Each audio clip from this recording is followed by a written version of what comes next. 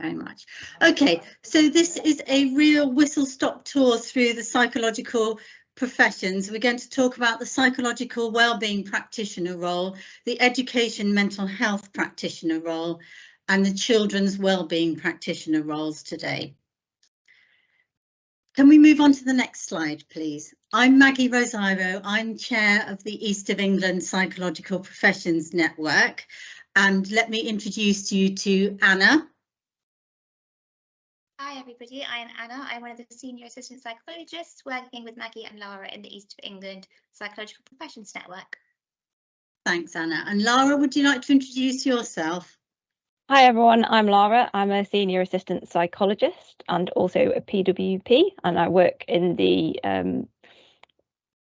PPN and also for our digital team as well. Thanks, Lara. Would you mind moving on to the next slide? Thank you. We have a fabulous steering group that supports the work of this aspiring psychological professions group.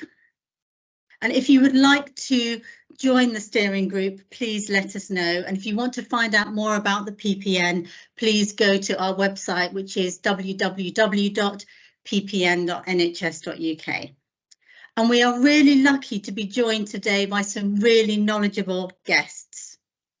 So we have Laura Barsley, who's a senior psychological wellbeing practitioner. Are you here, Laura? Would you like to say hello if you are? Hello, yes I am. So yeah, I'm a senior psychological wellbeing practitioner and I work currently in the digital HPFT team. Thank you, Laura. We also have Rachel Parsons here. I've seen you, Rachel. Would you like to introduce yourself? Okay. Yeah, hi, I'm Rachel Parsons. I'm the programme lead for the PWP programme at the University of Essex. Thank you, Rachel. We also have Anna Lynch. I've seen you. Anna, would you like to introduce yourself? Hiya, yes, my name is Anna and I'm a senior wellbeing practitioner, formerly EMHP or education mental health practitioner in the Cambridgeshire Community Services NHS Trust. Thank you, Anna. And we also have Fran Lloyd-Peck. Fran, would you like to introduce yourself? Hello, I'm Fran Lloyd-Peck. I am the Education Mental Health Practitioner course lead and supervisor course lead at the University of East Anglia. Thank you very much, Fran. So guests, you're very welcome. Could we have a quick look at our agenda? Great, thank you. So we have a lot to cover in the hour that we have. When we ask people how long they think that these sessions should be, people tell us about an hour, but it means that we have a lot to cover in the time that we have. So we can introduce the roles tonight, but we've provided lots of resources for you so that you can find out more afterwards.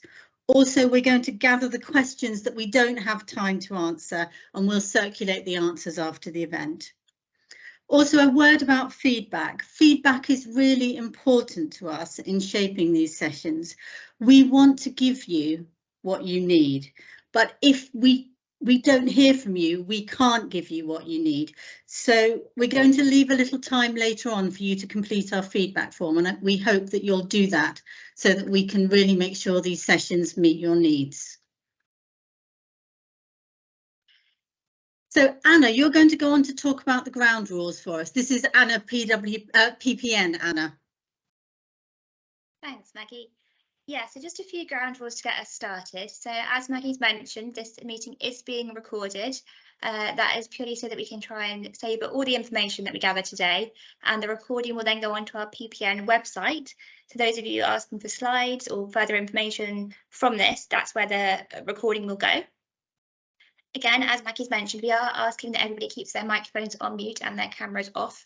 There are a lot of people attending today, so that is just to try and make sure everyone's bandwidths try and cope with it today.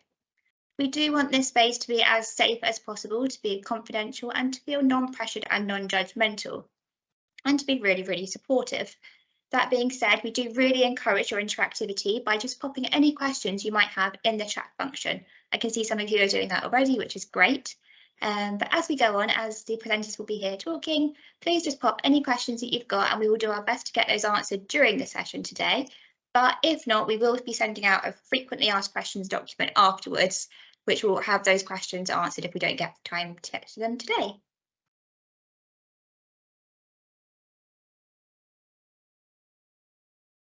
Thank you very much, Anna. So we're going to start with the psychological wellbeing practitioner role and with Laura and Rachel. Laura, would you like to go ahead? And then if you two speak for about 10 minutes and then we ask questions. And we'll pick the questions out of the chat, so you don't have to watch the chat while you're speaking. That sounds great. Maggie, as I said to you earlier, if I'm chatting too much, or Rachel, just cut in. So it says here, so client group that I work with. So I work with 16 plus across the Hertfordshire region and Mid Essex. Some services might be 17 plus or 18 plus, depending on your area, and that's assessing and treating a range of difficulties, including but not exclusively depression, panic, sleep, anxiety and stress, among other things. Those assessments and treatments are done mainly by telephone and video work. And I've been doing it for quite a long time. Rachel was actually my lecturer as well. So yeah, I'm really glad she's here actually. So in terms of things I enjoy, well, the fact that I'm still here and doing it should be something that says a lot. I have obviously moved up into the senior role, but working with a range of people from all walks of life, supporting people to help themselves more than anything. And what I would say is I have learned so much, and every day, I know it probably sounds like a cliche, I still feel like I'm learning. I feel like I'm learning more about myself, about my own strengths, my own resilience. And I think that's the main thing I would say I love about it, really. It does bring challenges. I'm not gonna deny it does, and it can push you in a lot of different ways, but I really do think it can support you to be everything you want to do and support other people. It's not an easy role, so things that maybe I don't enjoy or know, it's not necessarily an easy role by any means, but it is rewarding. And I said this numerous times before that I think that step 2 practitioners, so that includes your EMHPs and CWPs, are some of the most hardworking individuals you will come across, along with many in the healthcare sector. So as I say, it can be quite a high caseload. It can be quite a lot of people coming through those doors, but each person is different. So I think that's probably the main thing, is just realizing that once you go from trainee to qualified, that there is actually a difference. You've got a few more things coming your way, but there's loads of opportunities to do different things. So individual therapy, group therapy, and I know our team, and I believe quite a lot of other trusts across the country are also doing things like webinars and things like that as well now. So that's probably my main things. As I say, career progression pathways, I mean, you can come into senior like myself, so I now actually supervise PWPs such as Lara and others as well. And you've also got options to go on and do things like high intensity training. You could even go and look into supporting in team lead roles, more management routes. I guess even thinking like lecturing really as well. And I have to say, I'm going to be completely honest, I didn't know that I wanted to do this job. I was working for a trust and the job I was going to do fell through once they'd hired me. And I was like, oh, I don't know if I want to be a support worker forever. And I started looking at what was out there and realised actually this was pretty good. And that's kind of where I'm at really. And I'm going to shush because I think Rachel's got some very important things to explain about the role and mainly the training. Thanks, Laura. Nice to see you as a former student. Yeah, so I'll just give a quick run over of the programme and the access routes to the training. Very whistle-stop tour. I mean, essentially, we have 3 routes into the training.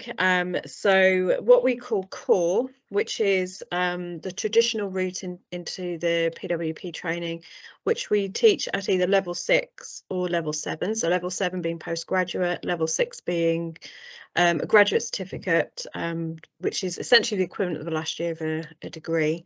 And we also run the apprenticeship route as well. Now the program itself, the program is exactly the same across all 3. So the outcome is slightly different in terms of whether you get the postgraduate certificate or the graduate certificate, but the content and the salary as well, for that matter, is the same. So most trainees start on a band 4 and then move up to a band 5. That does differ depending on trust, depending on organisation, so can't be specific, but generally that is the rule. So in terms of entry requirements, so for somebody who's interested in the postgraduate route, then you would need a degree beforehand, so to demonstrate that you have that academic ability already. So if you have a degree already, you would be able to go onto the postgraduate route. If you don't have a degree but have evidence of a level 5 qualification, such as an MVQ, then you could come on at the level 6 programme. And if you don't have an academic background, then that is what the apprenticeship is for. So that widens up participation, essentially. That's the NHS is very much behind how can we get people into professional routes, such as the PWP route. It provides opportunity if you haven't had the opportunity of a previous academic background. What you need is a grade C or above or equivalent in maths and English at GCSE level, or level 2 as it's called, and be able to demonstrate that you have some academic ability in order to move on to the level 6 programme. So it's a big jump if you haven't got an academic background, but we provide you with support through the university to advance your academic ability in order to succeed. We've been delivering the apprenticeship programme. We're now into our 2nd year, and it's proven to be very successful, and we're able to see people come through the programme who perhaps wouldn't have had the opportunity through the traditional routes.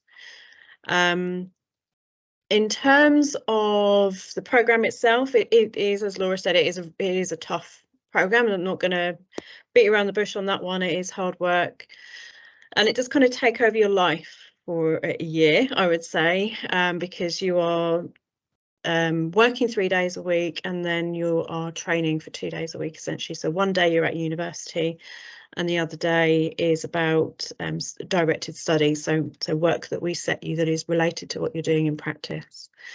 And then in addition, you have essays and exams, clinical and academic, to prepare for. So it does really take over your life. But as Laura said, it is worth it.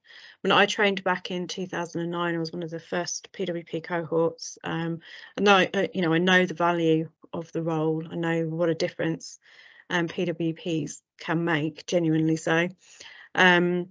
And now I see it as a teacher. I can see, however many hundreds of people that we have trained since I started in 2010 teaching on the programme, the amount of work that is going on in the community is quite staggering, really. And the stories that I get back from students really demonstrates that it is a valuable role to be involved in.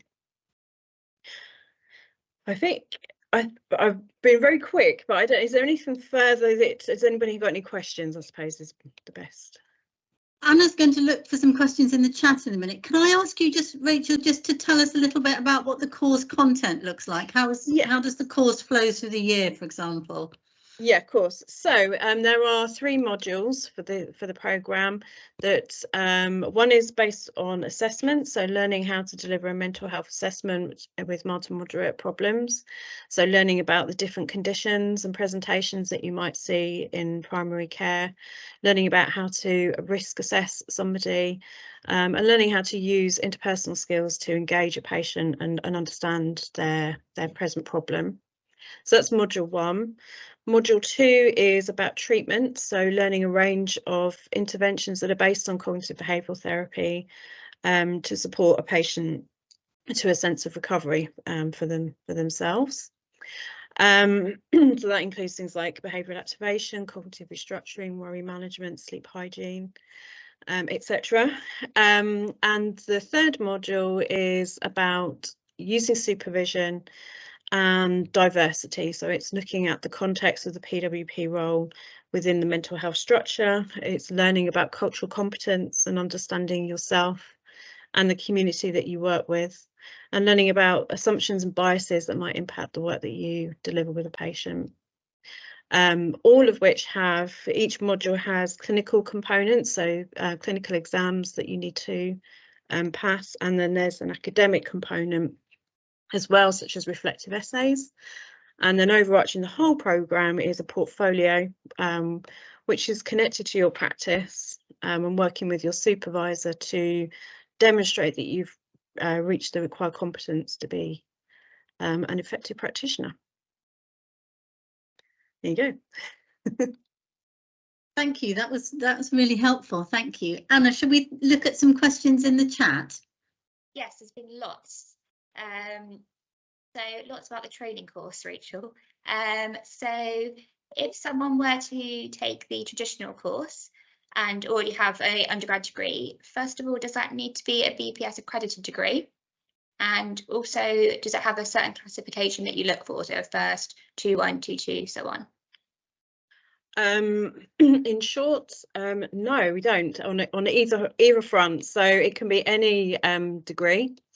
So it doesn't have to be psychology for a start. It could be anything that demonstrates ability to work at that level. And yeah, we're not looking for a specific class of degree either, to be honest.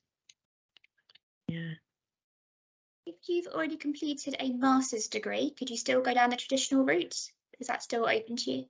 Yeah, absolutely. Yeah, it just means that you have an additional postgraduate qualification. Yeah, and I suppose you've demonstrated ability to already work at that level. So, yeah. For, I guess, both the traditional and the apprentice routes, where can people go to find these to apply for the courses? So you don't apply through the university as you might a traditional for a traditional program. You actually apply through the employer. So you'd need to look on NHS Jobs or similar websites to find a job application for a trainee PWP. So in this particular area, we run the programme at Essex and UEA do as well.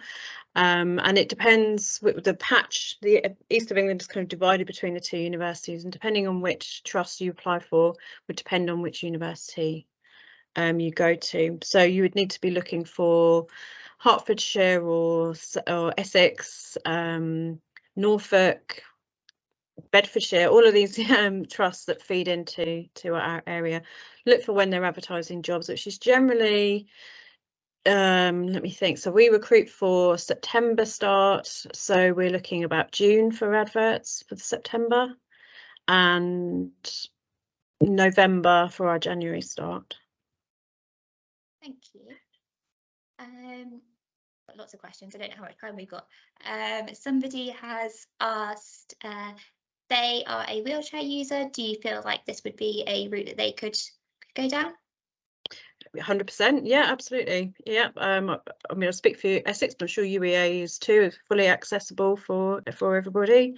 And the role itself is as well in that there's lots of remote working as well, which can make things easier for people too. Yeah. Maggie. Can I just come in? I could see Laura nodding to that very enthusiastically. I wonder if there's anything you wanted to add to it.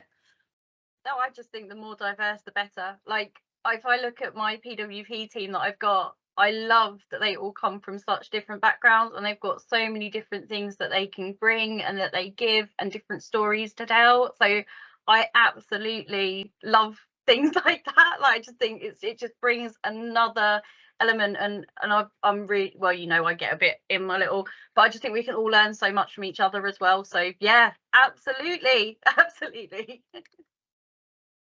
Thank you. Have we got time for another one, Anna? I think we have. Great. Okay. Are the training courses for these ones quite competitive, or how was the process to get on in that regards? It is, yeah, it is competitive. It's highly sought after and highly promoted. And I think a lot of psychology students are aware of the clinical expertise this can provide recent graduates. So yes, it is highly competitive. So really, you need to get in there early in terms of your application. I think, yeah.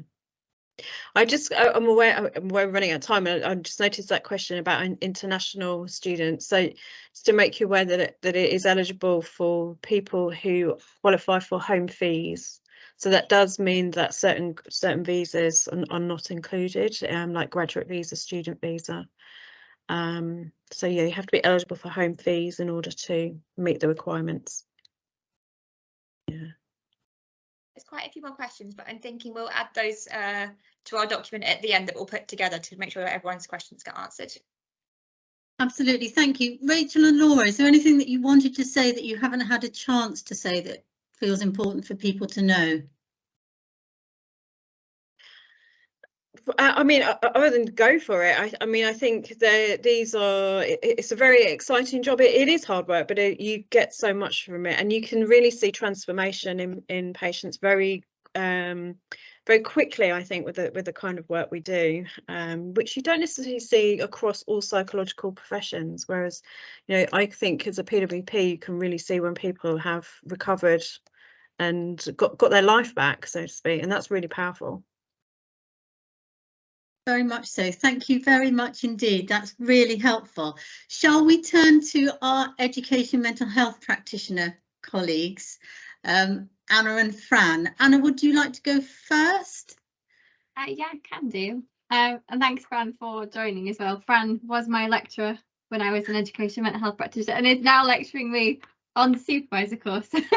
It's a nice way it's worked out. So yeah, very similar kind of to Laura in some respects, but in terms of the education mental health practitioner role, the age group we work with children and young people. So we cover basically from sort of starting school age up until kind of the end of school, college age, the full sort of age range for children and young people. In terms of education mental health practitioners, they sit inside something called mental health support teams. So they form kind of a team, and we're aimed to be kind of early intervention for mild to moderate mental health needs. So there's 3 functions that EMHPs tend to do. So function 1 would be the kind of one-to-one or group work for clients. So when this is primary age, that's primarily working with parents. Particularly we'd be thinking about kind of anxieties or worries in children or behavioural difficulties. And for our secondary or kind of teenagers and college age as well, that would be looking at, again, similar with the anxiety and with low mood, but in that case, we work directly with the young people. There might be some work involved with parents. We do that to bring parents in where we can, but it's more primary parent based, and secondary college age is kind of young person based. We also, as well, the kind of other aspect of our role is we do sort of whole school approach. So this is where we differ a little bit from children's wellbeing practitioners, which I know we're going to be looking at next. So the whole school approach is us working alongside different schools and colleges to basically try and import what's called a whole school or college approach to mental health. So getting them to think about what can they do as a whole school to help work with students and support them with that early intervention for mental health needs. And it could also be things like staff wellbeing. Staff need support there as well. And then the other kind of aspect of the role is, so that's either signposting or consultation. So if we think actually we think maybe the cases exceed the mild to moderate one-to-one work we could do, it might be having a chat or a consultation with the school, for example, and thinking about, okay, can we link them up with any other agencies or other professionals? So it's a bit of a varied role, but they're the kind of 3 main functions that we do. In terms of things I enjoy about the role, well, there's quite a lot I like, but I'll try and keep it brief for I know we're on the clock. So I do really like the flexibility and diversity of the role. We've got a lot of things you can do.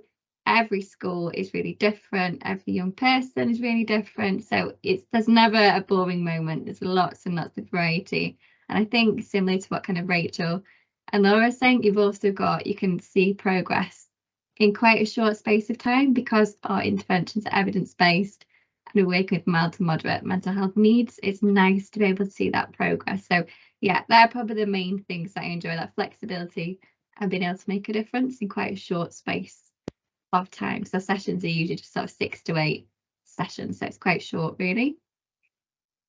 In terms of things I don't enjoy as much or things I wish I knew before training, I think it probably comes back to that work-life balance. So sometimes it can be difficult trying to juggle the needs of different schools, or because I'm in the NHS, juggling kind of the admin side of the role with the clinical side of the role, and particularly when you're in your training year as well. You've got all the lovely essays and assignments to do alongside. So I think that probably is trying to just sort of make sure you're meeting every need and trying to give your best, but without burning yourself out. Is probably, yeah, work-life balance is probably the most difficult thing. But I imagine that will be the same probably for most of the training routes you go down. In terms of career progression pathways, so I've currently moved, I'm classed now as a senior wellbeing practitioner, so I'm currently supervising some trainee education mental health practitioners who are doing kind of what I did a few years ago. So it's nice to have gone through that training myself, have practiced, and now to be able to offer that support and supervision. And that's also a role that children's wellbeing practitioners can access as well. We can both kind of access that role. In terms of kind of personal reflections or sort of my route into the profession, previously I worked as a primary school teacher, and similarly actually to Laura, I sort of fell into this by accident. I was looking at becoming an educational psychologist, was looking for a job to sort of do in the interim, and found this, kind of fell in love with it, and then abandoned my psychologist dreams and I've sort of stayed in this. So yeah, it was kind of an accident that I fell into it, and yeah, just really, really love the job. I like being able to make that difference in a short space of time, and yeah, it's really flexible, which I liked as well. I may hand over to Fran to talk through training expectations, but I think, yeah, for me, I think that's covered the main bits on the clock. Thanks, Anna. All right. So our training, I think there's a lot of similarities between the EMHP training and the PWP training, but there are a few differences. So I'll try and run through a few bits and pieces. So the training is 1 year. You are employed by a service, either an NHS service or a charity, and you work between the university and the service across the whole year.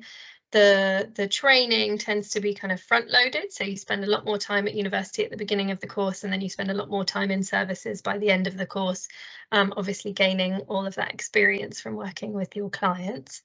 We have a graduate and postgraduate diploma that we offer at UEA. The graduate route, as is the same, I think, for the PWP training, you need to demonstrate the ability to work at a degree level and provide evidence of previous kind of academic work, and have numeracy and literacy qualifications at a minimum level of level 2. But you are supported by the university throughout your training if academic work is more challenging for you, but there is a graduate route. And then the postgraduate route, you need to have a degree. It doesn't necessarily have to be in a relevant area, but obviously to apply for the role, it would be really good if you don't have a degree in a relevant area, that you have some experience working with children, young people in services or volunteering and things like that. So that's worth thinking about if you're wanting to apply for this kind of role. Essentially, the programme is the same for the graduate and postgraduate diploma. The content and the salary is the same. The pass mark is slightly different depending on which route you're on, and the salary, much like the PWP route, is band 4 whilst you're training and up to band 5 when you're qualified. But obviously that differs slightly between services or organisations, so that is something you need to pay attention to. On the programme, there's 6 modules that we cover. The first one is on kind of children and young people's mental health settings and thinking about the context of that. And then your second module is on kind of assessment, engagement with children, young people and parents. The third module is about those one-to-one interventions that you might use, as Anna was talking about earlier. And then the last three modules, one of them is focusing on kind of whole school approaches and assessing and engaging children in education settings. And then your fifth module is on common problems that you might see in education settings. And then module 6 is on interventions for emerging mental health problems in education settings. So it's all very focused on working within education, which will differ to the children's wellbeing practitioner that you're going to hear about next. So we have these extra modules that are really focused on working within an education setting.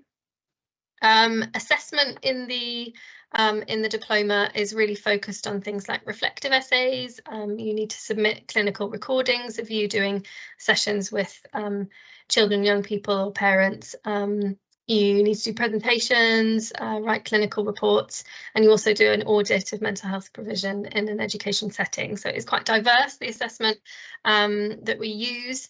Thinking about work-life balance, as others have said, it is a really busy training year, but very achievable.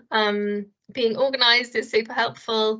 It is a tough year, but it does get done. We've got plenty of people who have done it and would definitely recommend it. So it's not something that you should shy away from if you feel like, you know, it would be a tough year. You just need to be organised and make sure that you work on things across the year rather than leaving things to the last minute. That always helps. Have I missed anything? Should we see if we've got any questions?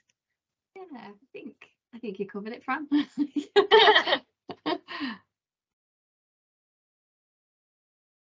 I wondered if I could just come in and say very quickly that in the east of England, our education mental health practitioner trainings are split, aren't they, between UEA, and we also have some trainees who are going to the Anna Freud Centre in London, don't we?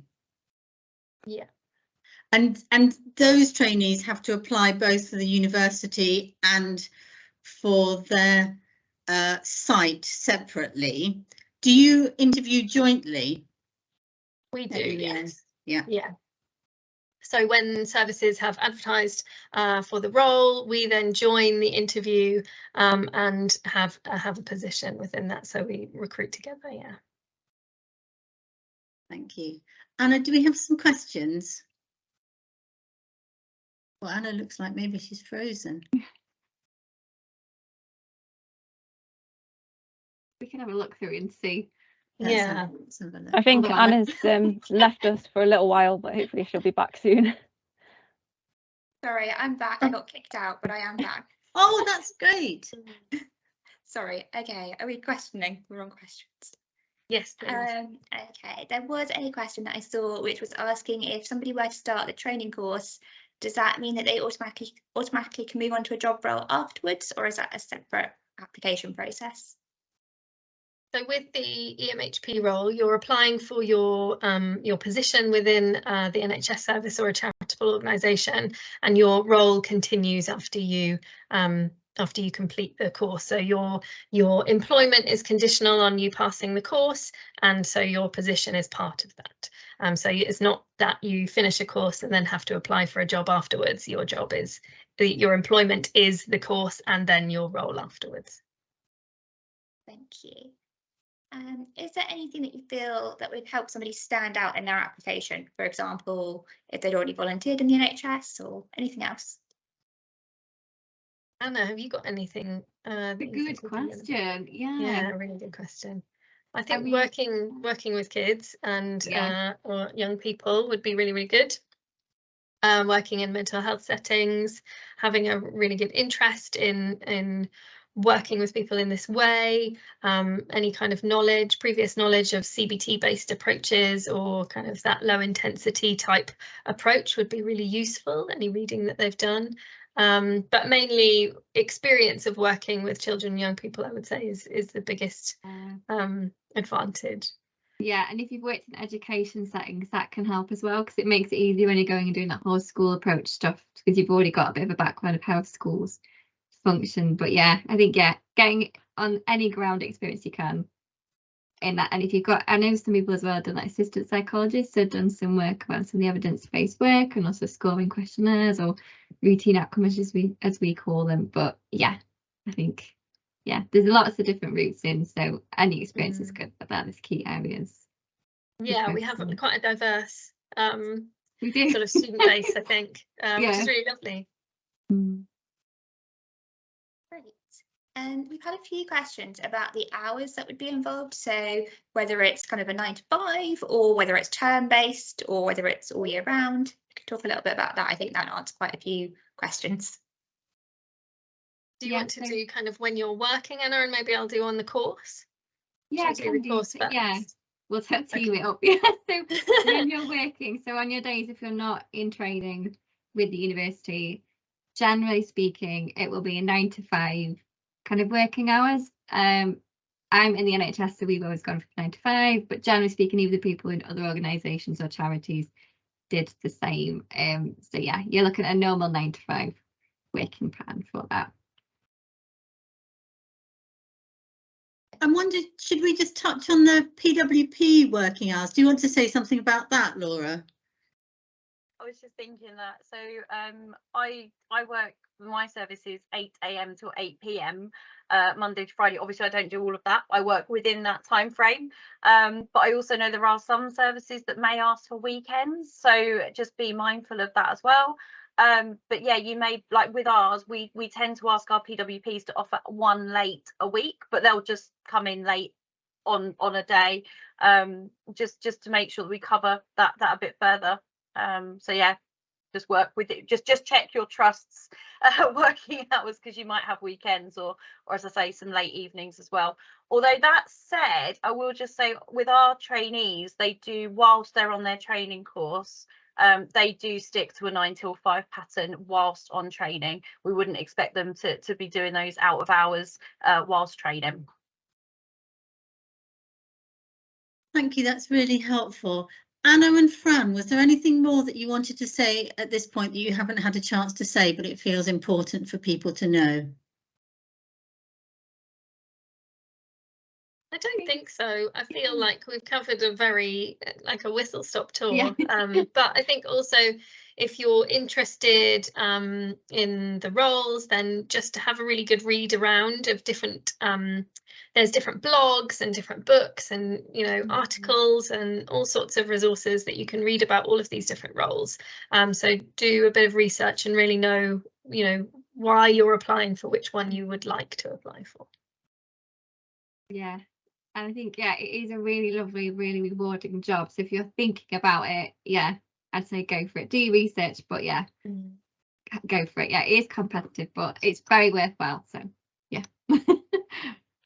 Excellent, thank you very much. And we do have loads of resources that will be circulating at the end of this event, so don't feel like you don't know where to go, because the information will all be there. Thank you very much. Fran, I know that you need to go, so thank you for joining us. And Anna and Laura and Rachel, thank you.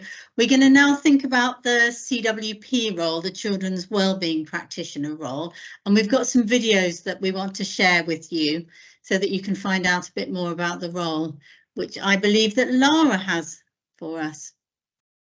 I do. I've embedded them in the PowerPoint slide, so I'm just going to share it with the sound, but if there's any problems, can someone just shout out, because I can't see anybody while I'm sharing. Thank you. Yeah, we'll shout. Thank you.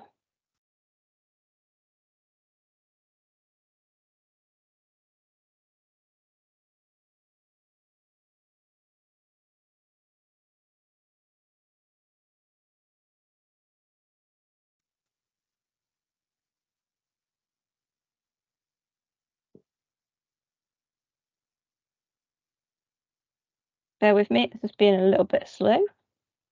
Oh. Says the video service failed. One moment, I'll see if I can get around this.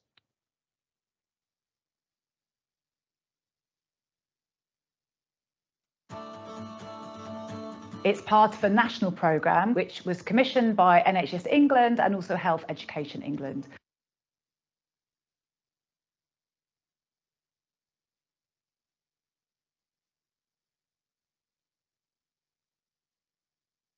I think it seems to be a bit unstable.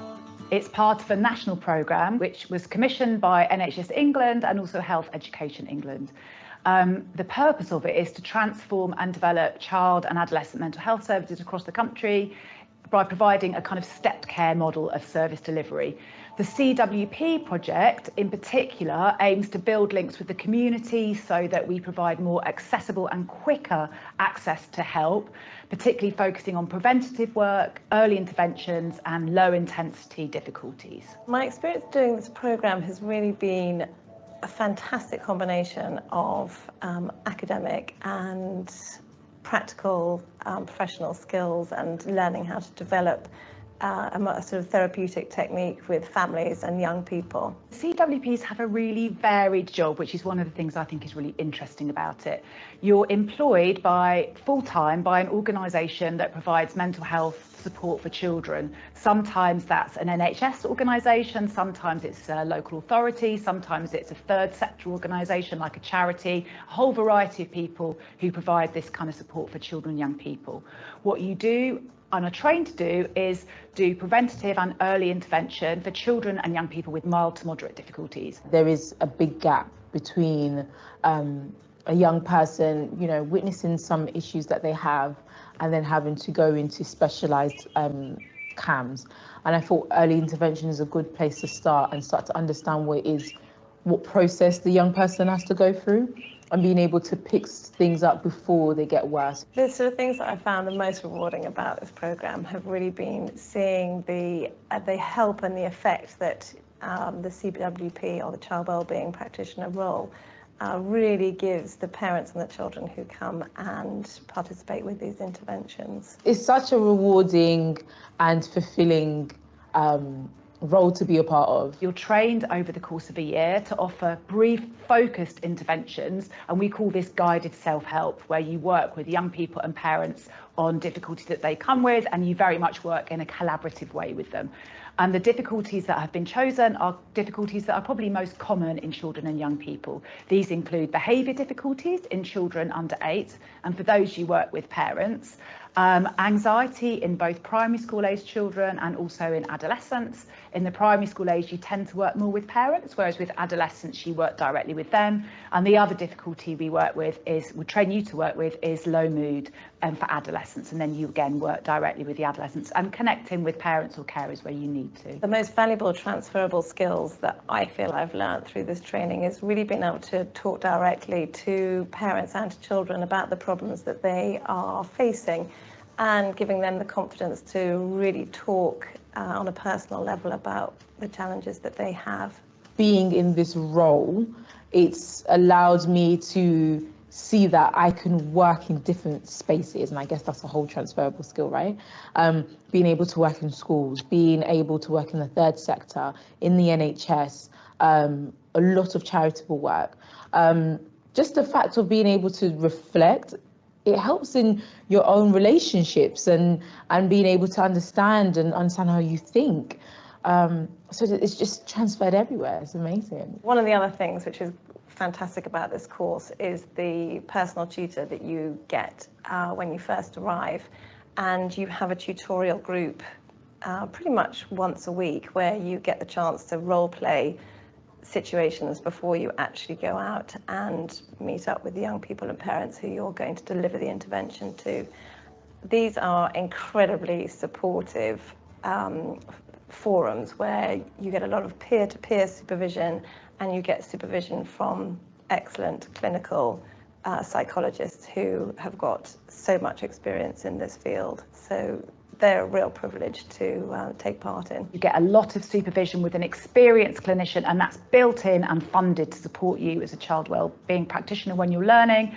And the interventions that have been chosen to teach really make sense And the other thing that's so important is we've been going for a couple of years now, and the outcomes in terms of what the young people and parents are telling us they like about it, but also the data in terms of what's worked and what hasn't worked. The outcomes are amazing, much more so than we ever dreamed would happen with these kinds of interventions. It's the most fantastic experience. You'll learn so much from it, not only academically, but also from a practical point of view. I'm really passionate about the CWP programme.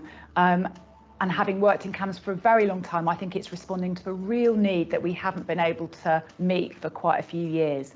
What it's doing is really helping us to pick up children and young people early and do preventative work, which again, as I say, we just haven't been able to do that in CAMS services where we have increasing thresholds and have to work with children with more severe difficulties. So it helps you get to kids early and then hopefully resolve their difficulties in a way that doesn't impact on their lives as much, which is really positive.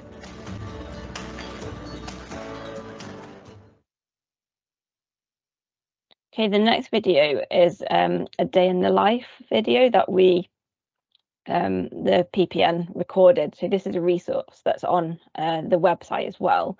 It's 5 minutes long, Maggie. I'm just conscious of the time. Would you still like me to play it and then go to questions? I think it would be good to play it because it gives a flavour of the role. So I think one of the things it's helpful to say is that the difference between the children's wellbeing practitioners and the education mental health practitioners is the education mental health practitioners are working in an educational setting, whereas our children's wellbeing practitioners are working within clinical settings within child and adolescent mental health services. And that first video was produced by our training provider for the East of England, which is the Anna Freud Centre, where people go to do their CWP training. This next video we made, and it's by somebody called Honor, and she is working as a children's wellbeing practitioner, as a senior, but within an education mental health team. But she's talking quite a lot about what her role looks like. And so I think it'd be good to show in order to introduce a flavour of what it's like. Okay.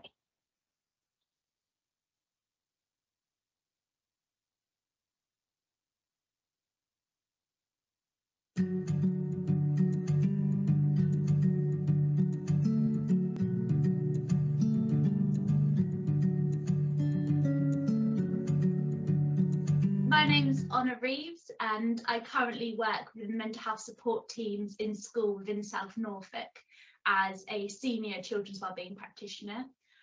So I trained as a CWP back in 2018, where I worked for a couple of years within the CAMS service as a CWP. And now I am a senior working now with EMHPs in MHSTS. Lots of acronyms.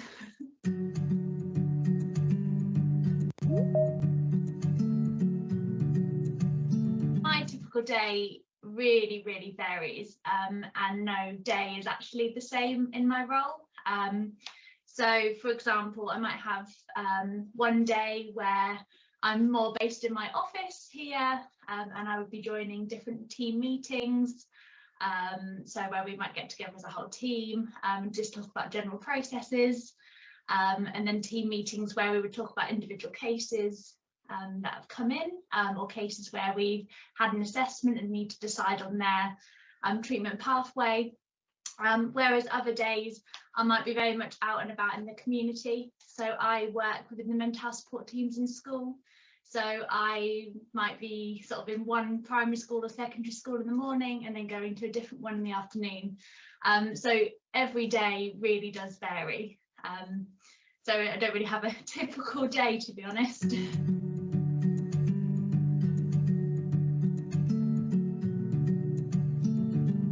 What I would say really helps is that initial engagement, and I really believe that's really important. To build that relationship and that trust. So that would be really starting off at that initial assessment or that very first session, taking that time to really listen, to really validate, and to really, let them explore and share their experiences, not being judgmental, and just taking that time to just be with them in that session, and sometimes moving away from perhaps our agenda and what we need to cover and taking it completely at their pace. And so I really believe that first contact, that first time when you're, you know, speaking to a young person with a child is really important for that engagement and that relationship building.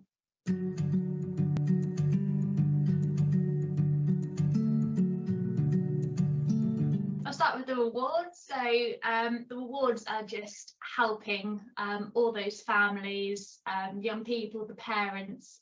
That is, you know, why we do the role. It's to support young people who are struggling, who have, you know, emerging difficulties with low mood, with anxiety, with challenging behaviour. And it's, you know, really taking that time to support them and move them forward. You might not completely resolve everything, but you will get them on that path to, you know, knowing the skills and knowing what to do in order to move forward. So definitely the reward is working one-on-one with those children, with the families, to get them on that right path.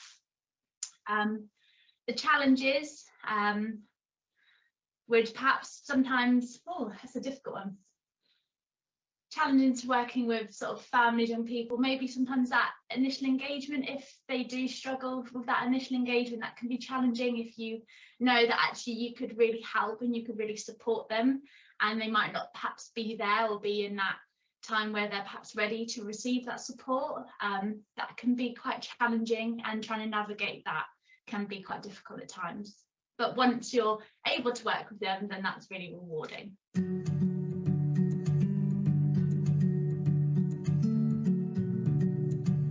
To go in open-minded, to be honest, you know, it is challenging. You know, looking back when I first applied and when I was in my training year, you're taking an awful lot in. You're learning the role while, you know, being at uni, while being in service.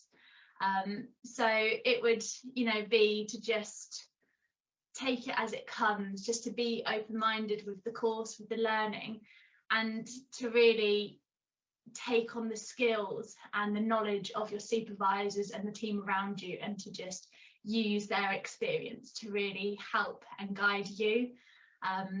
So just, yeah, use your team, and they will be your real support system throughout the year, throughout your career, 100%.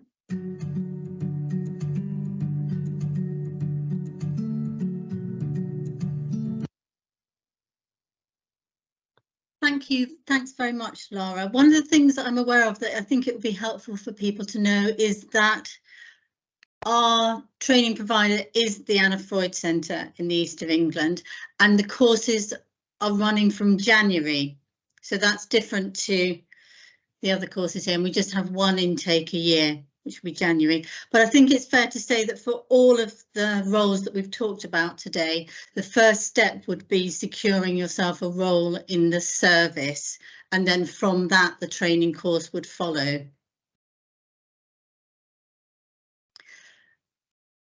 I did see a question which I wondered if I could direct to you, Anna Lynch, or I could ask you. There was a question which was, when would somebody see an EMHP versus a CWP?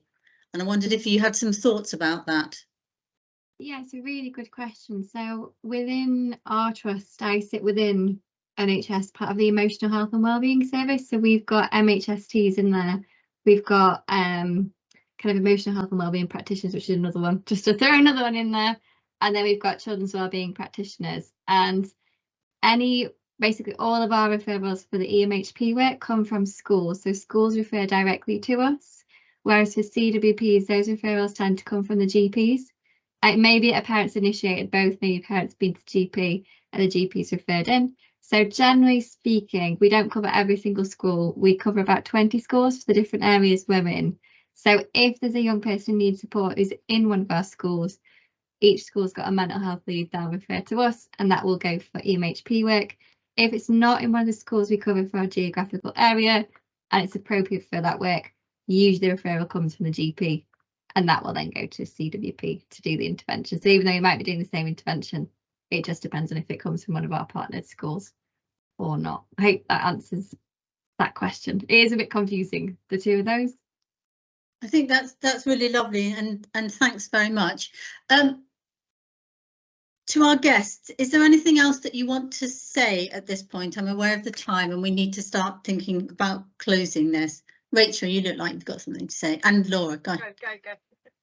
I was just going to alert everyone to the fact that we're setting up the mental health wellbeing practitioner at Essex. So the mental health wellbeing practitioner is very similar to the roles that we've discussed, probably most similar to PWP, but it's working with people who have severe mental health problems. So it's working more alongside secondary care, essentially. We're setting that up for first delivery in the new academic year, so October time. So it's another one to keep an eye out. I don't really have any more information, but it's one to keep an eye out for on jobs, NHS jobs in the forthcoming weeks, months. Thank you. Perhaps you could come back and talk to us about it. Yeah, I can do. Yeah. Thank you very much. Laura, go ahead. Just really briefly, something that occurred to me is that, and I'm aware it happened this week, is that the PWP, EMHP and CWP roles are all now able to be acronyms again. Honor was right. BABCP accredited. So that's just something to also hold in your mind, that those three roles, and potentially the other one that Rachel mentioned, but those three are accredited. So you do kind of have a standard and a support, but also you get a really good little CBT magazine every month or so to have a look through, with some good articles in. So there are quite a lot of extra benefits and support even once you have qualified. And as I say, EMHP and CWPs that's come online this week, I believe, Anna. It literally came out yesterday, so yeah, it's hot off the press. Fantastic, thank you, Laura. And Anna, anything further you would like to say? Yeah, just very similar, but obviously everyone's different, so find out more information that will be shared with you, and just ask questions. And yeah, they are very similar, that all three of the practitioners are kind of low intensity, mild to moderate range. But yeah, think about, do you want to work more so with the adult range? Do you prefer working with schools? I prefer that one-to-one work directly with children. That might help you decide between the three that we've discussed today. Excellent, thank you, that's brilliant. Before we tell you about next month's event, let me hand over to Laura. Thanks, Maggie. I just want to tell you about the survey. So let me just share the presentation again. So we're really keen to get your feedback. It really helps us to think about the content that we offer in these sessions going forward. So there's a link here to a survey. It only takes about 2 minutes to fill in. There's about 6 or 7 questions there. So if you do have any time right at the end, we would really appreciate it if you could fill it in. Anna, could you just put the link in the chat for us as well, just so that people can link to it there. So that's everything to say about the survey. So over to you, Maggie, to talk about the next group.